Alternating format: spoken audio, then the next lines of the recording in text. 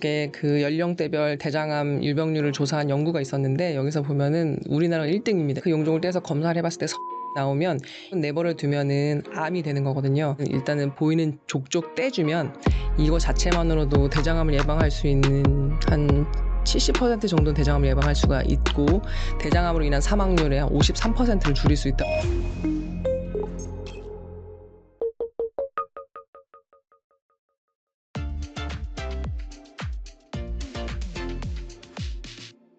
네, 안녕하십니까. 저는 서울대학교 병원 운영 서울특별시 보람의 병원의 신루미입니다. 그 대장암의 가장 확실한 예방이 대장 내시경을 자주 받는 거라고 하던데요. 이게 뭐 몇 세 때부터 뭐 얼마나 자주 받아야 되는지. 근데 사실 조금 복잡한 질문이긴 한데, 우리나라 같은 경우에는 우리나라의 국가암 검진에서는 50세부터 그리고 50세부터 분변 자멸 검사를 하도록, 그러니까 건강검진을 하도록 되어 있죠. 그래서 우리나라에서 무료로 해주는 거는 50세부터 분변 자멸 검사를 1, 2년마다 하고, 만약 여기서 양성 소변을 보이면 대장 내시경을 무료로 해주는 건강검진이 있고요. 만약에 이제 그런 걸 하지 않고 내 스스로 돈을 들여서 하겠다. 그렇다면 사실 미국에서는 최근에 이제 젊은 사람들의 조기 발병 대장암이 늘고 있어가지고 45세부터 권고를 하고 있습니다. 그래서 45세부터 이제 시작을 해가지고 이제 용종이 만약에 있다면 그 용종에 따라서 또 검진 주기가 달라지는데 보통은 이제 5년에서 10년마다 시행을 하시면 되고요. 근데 만약에 내가 가족력이 있다. 우리 아빠가 55세에 대장암을 진단을 받았다면 아버님이 진단받은 그 나이보다 10년 일찍, 그 45세겠네요. 그럼 아버지가 45세에 진단을 받았다? 그럼 난 35세. 이런 식으로 10년 일찍 시작해가지고 건강검진을 하는 것을 권고드립니다. 그러면은 가족 중에 뭐 그런 환자가 있지 않았다 하는데도 뭐 20, 30대가 대장 내시경을 받을 필요가 있을까요? 사실 예전에는 젊으면은 굳이 대장 내시경 하지 말자 이렇게 저희가 말씀을 드리는데 최근에 이제 42개국의 그 연령대별 대장암 유병률을 조사한 연구가 있었는데 여기서 보면은 우리나라가 1등입니다. 1등. 증가율도 제일 빠르고 그 20세에서 49세에 대장암의 유병률이 높아가지고 최근에 저한테 이제 어떤 분이 뭐 항문 출혈이나 이런 걸 왔다. 그렇다고 하면 나이가 젊다고 해서 내시경을 하지 말자고 하진 않을 것 같고 나이가 젊어도 대장 내시경을 한번 해보자고 권고를 할 것 같습니다. 그래서 아까 제가 말씀드렸던 그런 증상들이 있다면 하는 것을 권고드립니다. 그럼 이제 용종이 또 발견됐거나 용종이 좀 빈번하게 계속 나오는 분이라면 대장암을 좀 계속 걱정을 할 필요가 있을까요? 그럼요. 용종이라는 건 뭐냐면 그냥 모양 자체가 볼록 튀어나와 있는 걸 다 용종이라고 하지만 그 용종을 떼서 검사를 해봤을 때 선종이 나오면 이 선종은 내버려 두면은 암이 되는 거거든요. 그런 선종이 계속 잘 생긴다는 거는 이게 당연히 암으로 가는 애들이 많이 생기는 거니까 암이 발생할 확률이 더 높아지고 실제로 저도 이제 어렸을 때 저희는 대장암을 하는 사람들이니까 어렸을 때 검사를 했어요. 35세 했는데 용종이 있더라고요. 그래서 저는 이제 2년마다 검사를 하고 있어요. 그래서 용종은 일단은 보이는 족족 떼주면 이거 자체만으로도 대장암을 예방할 수 있는 한 70% 정도는 대장암을 예방할 수가 있고 대장암으로 인한 사망률의 한 53%를 줄일 수 있다고 되어 있기 때문에 그런 용종들은 있으신 분들은 이제 검진을 열심히 해서 다 떼주셔야 됩니다. 대장암 검사라는 게 사실 이 좀 절차가 많다 보니까 그 접근하기 어렵다고 생각하는 분도 많은데 특히 이제 음식을 좀 제대로 좀 분리해서 먹어야 이거 한 번 받을 때 제대로 받는다 이렇게 말씀하시는데 그 내시경 검사 결과를 망치는 가장 흔한 실수 뭐 이런 게 보통 이제 저도 내시경을 하는 의사이긴 한데요. 이제 내시경을 할 때 제일 힘든 부분이 저희가 이제 내시경을 시작하는 날부터 3일 전부터는 너무 소화가 잘 안 되는 섬유질, 뭐 김치 아니면 씨앗 이런 것들을 가급적 드시지 말도록 말씀을 드리는데 이제 잊어버리고 그런 걸 드시는 분들이 있어요. 그러면 이제 대장 내시경을 할 때 장 정결이 제대로 안 돼 있고 제대로 정결이 안 돼 있으면 사실은 조그만 용종 같은 거를 발견하기가 어렵거든요. 그래서 이제 그런 경우에 용종을 놓칠 위험성도 있고 씨 같은 경우에는 이제 이게 용종인지 아니면 씨인지 또 헷갈리는 부분도 있고 이런 부분들이 있어가지고 이제 그런 금지하는 음식을 먹지 않고 그리고 장 정결제를 충분히 물과 함께 복용을 해가지고 깨끗하게 장을 비우는 게 제일 중요합니다. 실제로 이 어떤 장이 정결 상태가 안 좋아서 '아 이번 검사는 다시 받으셔야 될 것 같습니다. 이렇게 하시는 경우도 많아요. 그럼요. 사실은 대부분은 괜찮지만 평소에 변복이 너무 힘드신 분들이 있어요. 변비가 너무 심하신 분들이나 이런 분들은 이제 다 됐다고 해서 들어갔는데 막상 덩어리가 크게 있어가지고 얘를 건너서 가기도 어려울 뿐더러 관찰이 불가능한 경우가 있거든요. 이런 경우에 무리하게 하다가 뭐 장 천공이 있거나 이러면 더 안 좋기 때문에 그런 경우에는 이제 오늘 밤에 한 번 더 드시고 내일 다시 54 이렇게 설명을 드리죠. 그러면은 그 장 정결제 요거를 그걸 먹기를 좀 고역스러워하는 분들도 있는 것 같은데 자기가 뭐 정해진 거 다 못 먹었다 하면 검사를 차라리 좀 미루는 게 더 나은. 그렇죠. 제가 못 먹고 아직 대변이 계속 나온다. 그러면은 미루는 게 되게 좋긴 한데요. 가끔 가다가 저희가 이제 대장 내시경을 빨리 했으면 좋겠는 환자분들이 있어요. 뭐 예를 들어서 저희가 직장 수지 검사를 했는데 손끝에서 뭐가 만져져. 만져서 이건 명백하게 직장암이 의심이 되고 이분은 사실은 장을 끝까지 다 보는 것보다는 빨리 조직을 얻어서 검진하는 게 중요하다고 생각하는 분들은 그런 분들이 이제 연락이 오면은 이분들은 정결이 다 안 되더라도 그냥 일단 진행하는 경우가 있어요. 급한 경우에. 그 외에는 대부분은 조금 장 정결을 충분히 하고 진행을 하도록 권고를 하고 있죠. 수면 내시경과 비수면 내시경의 어떤 차이가 있을까요? 더 좀 암 발견에 좋은 방식이라는 게 있을까요?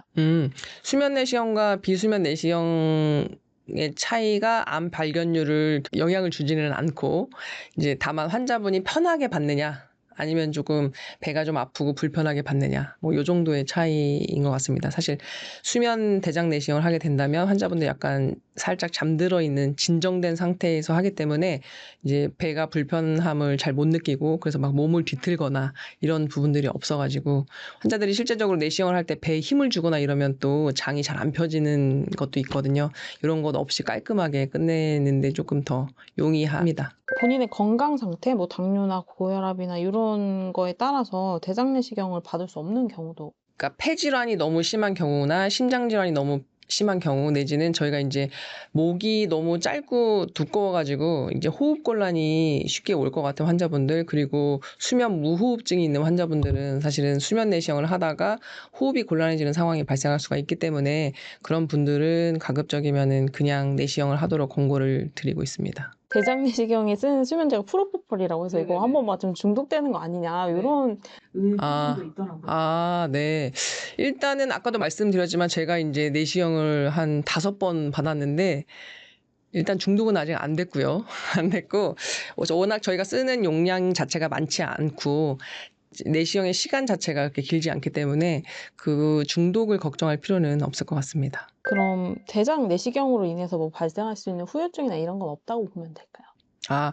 대장 내시경을 하고 나서 일시적으로 저희가 이제 가스를 넣어서 대장을 부풀려서 안쪽을 보는 거기 때문에 그 가스 때문에 복부 팽만감, 불편감이 한 반나절 정도는 지속이 되고요. 계속 이제 방귀도 많이 나오고 이런 상황이 되고 대장 내시경을 하다 보면 뭐 용종을 뗄 수도 있고 아니면 너무 유착이 심해가지고 들어가기 힘든 경우에는 이제 많이 발생하는 경우는 아니지만 천공이 발생할 수도 있습니다.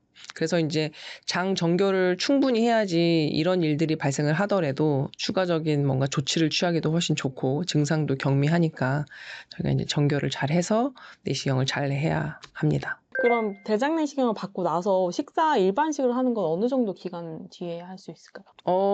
사실은 그 당일날은 배가 너무 더부룩해가지고 먹기가 조금 힘든데요. 그때는 이제 직후에 이제 대장 내시경을 하고 이제 그 진정 상태에서 좀 벗어나고 나면은 보통 저녁에 한 끼 정도 이렇게 먹게 되는데요. 저는 그런 경우에는 이제 죽같이 소화 잘 되는 부분을 이제 부담스럽지 않을 정도로 드시면 되고요. 가스 다 빠지고 나면 다음 날부터는 그냥 원래 정상 식기로 돌아가시면 됩니다. 또 선생님 영상 찾아보니까 변실금에 대해서 강의해 주신 내용들을 봤는데 변실금이라는 게 아직 낯선 분들도 있을 것 같아요. 이게 네네네. 무엇이고 좀 어떤 내용인지 먼저 소개 한번 해주세요. 변실금은 나도 모르게 변이 새는 증상 내지는 가스가 새는 증상을 변실금이라고 하는데요. 사실은 이제 나이가 들면서 증가하는 질환이고 예전에는 이제 이거는 당연히 노화와 같이 생기는 자연스러운 증상이라고 생각을 했지만 최근에는 이제 이것도 병이다라고 생각을 하고 이제 치료를 할 수 있는 병으로 인식이 되고 있습니다. 특히나 이제 나이가 많은 고령의 환자분들 내지는 그분들의 이제 삶의 질이 중요한 사회가 됐잖아요. 있잖아요. 그래서 더 이제 신경을 많이 쓰게 되고, 이제 저 같은 경우에는 사실은 직장암 환자분들이 수술하고 나면은 직장이 없어지기 때문에 이런 변이 나도 모르게 새거나 급박하게 대변을 보러 가야 되거나 이런 증상들이 생기기 때문에 이런 것들에 관심을 가지다 보니까 알고 보니 더 수많은 이 변실금으로 고통받는 다른 분들이 있어가지고 그거에 대해서도 치료를 열심히 하고 있습니다. 그 치료 방식이라는 게 어떤 식으로 보통 되나요? 이제 변실금에 생기는 원인은 되게 여러 가지가 있거든요. 뭐 직장의 해부학적 구조가 변하든지 아니면은 항문에 힘이 빠지든지 내지는 뭐 이전에 항문 손상 등이 있어가지고 항문이 뭐 제 기능을 못하는 경우 내지는 변의 굳기가 너무 묽은 경우 뭐 이런 경우에 사실 변실금이 생겨서 저희가 원인을 먼저 파악을 하고요. 그 원인에 따라서 적절하게 섬유질 제제를 복용을 시킨다든지 아니면 케겔 운동이나 바이오 피드백 등을 환자분들에게 훈련을 시켜가지고 조금 뭐 항문의 힘을 조금 키워서 이 증상을 좀 경감시킨다든지 하는 치료를 하고 있습니다. 기계를 삽입해서 어떤 신호를 만들어서 맞아요. 그것도 근데 보통 이제 그 천추신경에서 항문 근육을 자극을 해가지고 항문 근육이 항상 조일 수 있게 도와주는 신경이 있는데 그거를 자극을 해가지고 항문에 힘이 없으신 분들, 조절이 잘 안 되시는 분들 항상 이렇게 조이게 만드는 시술이 있는데요. 사실 우리나라에선 지금 안 되고 있습니다. 그게 이제 기구 자체가 되게 비싸고 우리나라 건강보험 체계 하에서는 이제 수지가 안 맞아서 그런지 다 철수해가지고 그게 지금 안 되고 있어요. 환자분들이 되게 원하긴 하시거든요. 근데 이제 사실은 그거는 우리나라에서 이제 수지가 안 맞은 이유 중에 하나는 워낙에 이제 환자분들이 왔을 때 그 약물 치료나 아니면 다른 바이오 피드백 치료로도 한 50% 이상이 좋아지시거든요. 그래서 그렇게 해도 안 좋아지시는 분들을 대상으로 해서 그렇게 천수신경 자극술을 시행을 하는데 그렇게 하는 분들이 사실 그렇게 많지는 않았어서 일단은 현재로서는 우리나라에서는 안 되는 상황입니다. 그럼 이게 노화라고 하셨는데 젊은 사람에게 변실금이 나타나는 경우도 있나요? 있죠. 젊은 사람들 같은 경우에 이제 뭐 어린이들 같은 경우에 약간 정신적인 부분, 뭐 변을 뭐 과도하게 참는다든지 이런 경우에도 나타날 수가 있고 또 하나는 이제 항문 성교를 많이 하시는 분들한테서는 이제 항문 손상이 있어서 변실금 증상을 호소하는 경우도 있습니다. 그런 분들은 이제 다른 분들에 비해서 한 두세 배 정도 변실금의 유병률이 높아지는 거고요. 그 외에도 이제 출산할 때, 그러니까 아기를 많이 낳거나, 뭐, 4~5명 이렇게 많이 임신을 하셨던 분이거나, 아니면 출산 당시에 아기가 머리가 너무 크거나 뚱뚱해가지고, 나올 때 이제 그쪽 산도 및 항문 근육이 이제 찢어졌다가 잘 안 붙는 경우에, 그런 경우에도 이렇게 변실금 증상을 호소하는 경우가 있어요. 이 변실금과 암의 관련성은 크게 없다고 볼 수 있을까요? 그렇죠. 변실금이 있다고 해서 암이 잘 생긴다는 것도 아니고 암이 있다고 해서 변실금이 생긴다는 건 아닌데 다만 이제 직장암 같은 경우가 만약에 항문 근처에 생겨가지고 이게 이제 그쪽을 통해서 뭔가 그쪽 근육을 누른다든지 신경을 누른다든지 그래서 조절이 안 되는 경우에 좀 샌다 이런 느낌으로 오실 수는 있지만 그 연관은 전혀 없습니다. 그 변실금과 어떻게 보면 반대되는 증상일 수 있겠는데 변비가 심한 경우에 뭐 장에 독소가 오래 머물러서 암을 유발할 수도 있다 뭐 이런 얘기도 있더라고요. 근거가 있을까요? 근거는 명확하진 않습니다. 사실은 그 변비와 대장암과의 그 연관성이 반드시 있다라고 할 수는 없지만, 근데 일반적으로 생각했을 때 우리가 이제 대변 안에는 온갖 유해 물질, 그리고 장 점막에 자극을 줄 수 있는 여러 가지 발암 물질 등이 있을 수 있잖아요. 그런 것들이 장 점막에 접촉하는 시간이 늘어나게 되는 거죠. 아무래도 변비가 있다는 거는. 그런 경우에는 이제 대장암의 발병 위험률이 좀 높아진다라고 생각할 수는 있지만, 아직까지는 증거가 없습니다. 명백한 증거가 없습니다. 그 잔변감, 후중감이 대장암 증상이라고도 하는데 요거랑 변비랑 좀 차이점이 있을까요? 변비 같은 경우에는 내가 이제 뭐 변을 보기가 되게 어렵고 되게 3, 4, 5일, 막 5일 이 정도까지도 내가 변을 보고 싶은데 잘 안 나오고 이런 게 변비라고 할 수 있거든요. 또 봤을 때 되게 딱딱한 토끼똥 같은 변을 본다든지 이런 게 변비고 후중감 내지는 잔변감은 내가 변을 봤어요. 변 자체가 그렇게 딱딱하거나 그런 게 아닌데 변을 보고 나서 계속 변이 남아있는 느낌이 드는 거를 잔변감이라고 하는데 실제적으로 보면은 저희가 이제 직장의 중첩이거나 아니면 직장류가 있다든지 이렇게 직장의 해부학적 구조가 조금 이상했을 때 이제 대변이 정말 실제적으로 다 빠지지 못하고 남아있는 상태. 그럴 때 이제 그런 느낌을 가질 수 있습니다.